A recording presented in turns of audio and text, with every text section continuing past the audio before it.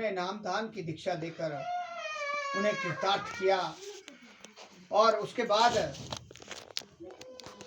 जो एक महात्मा जो उनमें सर्वोपरि था, उन्होंने अपनी गाथा सुनाई कि जो चीजें आपने मुझे ऑफर किए हैं, मैं पहले राजा था, मैंने ये सारा कुछ पहले भोग लिया है। और जब मुझे भी ऐसा ही संतों का सानिध्य मिला और उन्होंने जब मेरी आंखें खोली, तो मैंने ये सारा राज्य और सारी जितनी संपदा जो मेरे पास था, मैंने सारा त्याग कर मैं संन्यास ले लिया। और संन्यास लेने के बाद अब मैं जो है नाम रूपी हीरा और उसका अभ्यास करते करते हम इसमें शामिल हुए हैं। जब पिछली गाथा उसने सुनाई कि मैं कैसे कैसे राजा बना, कैसे कैसे मैंने लोगों के साथ कैसा कैसा व्यवहार किया और कैसे कैसे मेरा परिवर्तन हुआ, तो वो जो एजेंट राजा था वो हैरान हो गया कि समय ऐसे भी बदलता है। और इस तरह से मतलब जो चीज़ें हम विलासिताओं में और दूसरी चीज़ों में ख़त्म अपना इस समय को बिता देते हैं, और जब तक हम सत्संग में नहीं आते और सत्संग का हम पूरा लाभ नहीं उठाते, तब तक हम उन्हीं में खोए रहते हैं। और फिर हमारा जो जीवन है निर्थक बन जाता है। और फिर बाद में यमदूतों का जो हमारी प्रताड़ना होती है, उसका विवरण आपको कई बार किया गया है कि 136 प्रकार के नरकों से हमें उस जो 1 साल का प्रोसेस चलता है, जो हम थोड़े बहुत पुण्य किए होते हैं और रास्ते में ख़त्म हो जाते हैं, और फिर हम 12 करोड़ 40 लाख वर्ष के लिए फिर उसी चक्रव्यूह में फंस जाते हैं, जो ये काल ने हमारे को जेल बनाई हुई है, जिसमें सत्य तम रज काम क्रोध लोभ मोह अहंकार इनके साथी बनाए हुए 25 प्रकृतियां और बाकी लालच और इच्छाएं हमारी जो प्रबल की हुई है, उसमें हमारे को उलझा के इस कैद में डाला हुआ है। तो आप सभी जितने यहाँ आए हुए सभी भाग्यशाली हैं कि हम ऐसे दरबार में, ऐसे गुरु महाराज की चरण शरण में बैठे हैं जो साक्षात परम ब्रह्म रूप हैं। बस थोड़ा सा विश्वास की बात है, अगर हम विश्वास कर लें, एक साधे सब साधे, सब साधे सब जाए। हमें अपने सारे कर्तव्यों को करते हुए जो हमारे को समय बताया गया है, आरती, सत्संग, सेवा, ध्यान और सिमरण, 5 नियम जो हमारे दरबार से निकलते हैं, उसका पालन करते हुए हमें आगे बढ़ना है।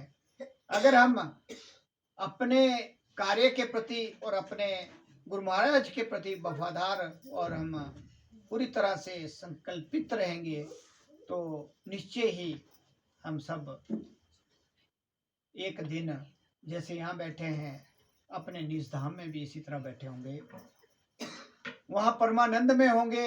या हम थोड़े ट्रबल में रहते हैं, ट्रबल थोड़ा नहीं बहुत होता है, तरह तरह के हमारे जीवन में जो उतार चढ़ाव आते हैं और हम सभी में से गुजरना पड़ता है। कांटों की सीज है, इतनी आसान नहीं है।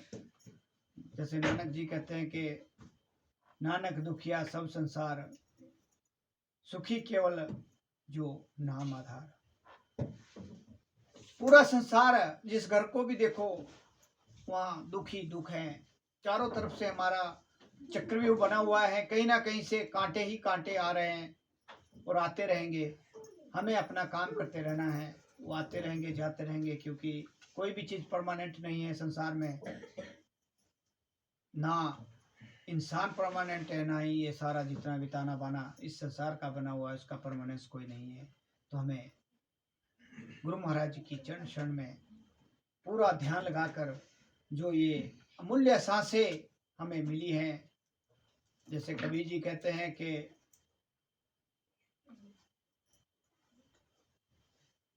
बोलता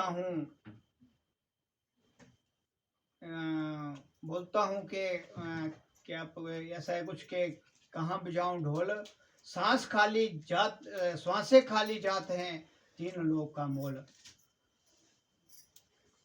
कुछ ऐसा है, ढोल बजाता हूँ, कुछ ऐसा है, हाँ, कहाँ बजाऊं ढोल, सांस खाली जाते हैं। मतलब कहने का है कि 14 लोक और 14 भुवन, 3 लोक की संपत्ति हम अगर एक तराजू में रख दें और एक सांस को भी अगर हम ढूंढने जाएं तो नहीं मिलेगी। उनका कहने का भाव है कि जो हमारी सांसें हैं वो अनमोल हैं, जिसका कोई मोल नहीं है इस संसार में।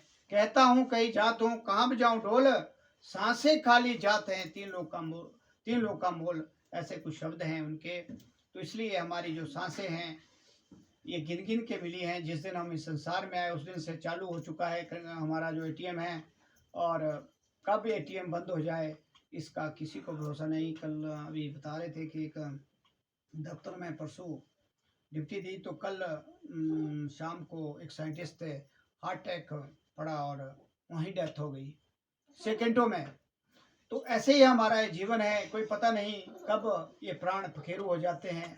तो इसलिए हमें सावधान होना है। सत्संग का मतलब है कि हम उस सत्ता से जुड़े रहें, उसका आपको जो वो विधि है, युक्ति है, वो आपको बताई गई है। सत्य, उस सत्ता के साथ जुड़े रहना ही सत्संग है। हम अपनी सांसों को केवल मतलब अपना कार्य करते हुए उन गुरु महाराज जी के चरण शरण में लगाते रहें, और ये जो हमारे को बहुमूल्य जीवन मिला है उसका हम पूरा लाभ उठाते हुए अपने इस जीवन को सफल बनाएं। यही सत्संग का महत्व है।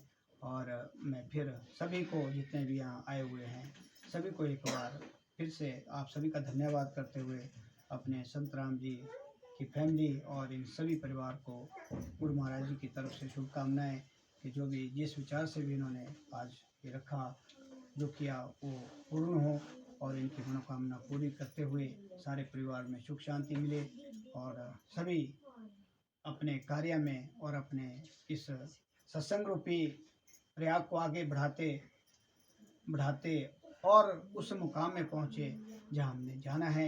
इन्हीं शब्दों के साथ मैं अपनी वाणी को विराम देते हुए, बोलो जयकारा, बोल मेरे श्री गुरु महाराज की जय। बोलो श्री परमहंस दयाल जी महाराज की जय। बोलो नगरी निवासी भगवान की जय। बोलो अम्बाला वाले सदगुरु महाराज की जय। बोलो साक्षी दरबार की जय। बोलो आज के आनंद की जय।